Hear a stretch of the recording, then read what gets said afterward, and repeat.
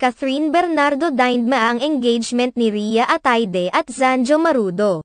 Marami ang nasiyahan sa pagsisiwalat ni Rhea Atayde at Zanjo Marudo sa kanilang engagement. Bumuhos ang mga mensahe ng pagbati mula sa mga netizens at mula sa mga kaibigan nila sa loob at labas ng showbiz industry. Marami sa mga nagmamahal kina Rhea Atayde at Zanjo Marudo ang nagbigay ng mensahe ng pagbati sa dalawa kung saan inilahad nila ang kanilang kasiyahan sa panibagong journey na sabay natatahakin ng mga ito. Samantala, sa gitna ng kasiyahan ng mga ito, marami ang nakapansin na hindi man lamang nagbigay ng mensahe si Catherine Bernardo para sa engagement ng dalawa. Sa isang social media post kung saan nakatag sina Zanjo Marudo at Rhea Atayde, ang tanging nagbigay lamang ng komento roon ay sina Joshua Garcia, Angelica Panganiban, Maha Salvador at ibang malalapit sa kanila. Inaabangan naman ng mga netizens ang komento ni Catherine Bernardo na alam naman ng lahat na malapit sa dalawa.